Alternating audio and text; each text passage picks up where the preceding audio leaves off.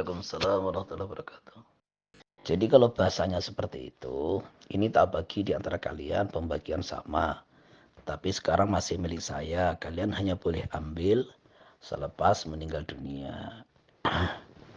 Maka wasiat semacam ini yo, ini wasiat supaya membagi harta dengan sama. Lah itu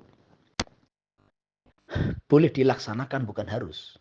Boleh dilaksanakan dengan persetujuan ahli waris semua. Jadi kalau anak laki-laki itu ridho, sebetulnya bagian dia itu 2 kali lipat. Nah, dia ridho dengan pembagian itu ya nggak ada masalah. Tapi lo nggak ridho, nggak bisa. Haram untuk dilaksanakan. Karena wasiat yang disampaikan itu wasiat yang bertentangan dengan syariat. Gitu loh.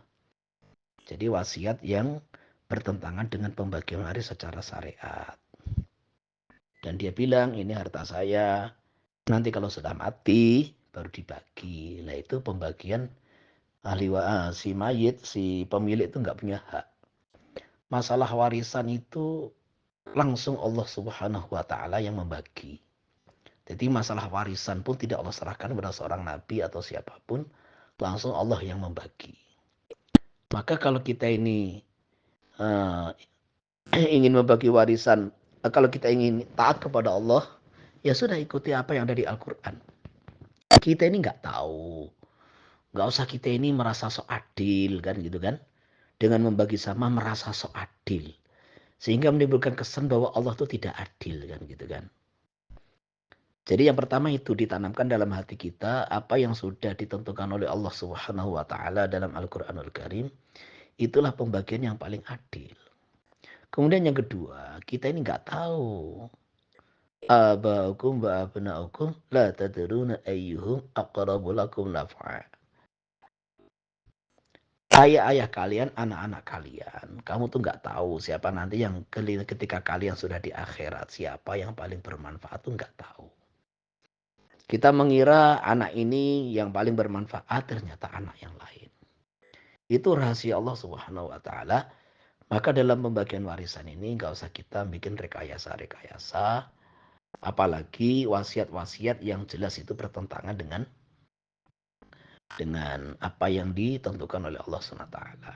Jadi kesimpulan saya ulangi, kalau apa itu dia itu ahli waris itu rela, yang dapat bagiannya lebih banyak itu rela, ya silahkan. Kalau nggak rela, dia bisa membatalkan itu wasiat. Lah adapun kalau pemberian itu diberikan di kala masih hidup, jadi hibah langsung. Ini dia dalam kondisi sehat, bukan kondisi sakit kan gitu kan. Dihibahkan langsung, minta kasihkan kamu, sudah saya bagi rata antara anak laki-laki perempuan. Udah dikasihkan. Nah itu namanya hibah, bukan warisan. Kalau hibah itu baik anak laki-laki perempuan itu sunahnya taswiyah, sunahnya itu dibagi sama.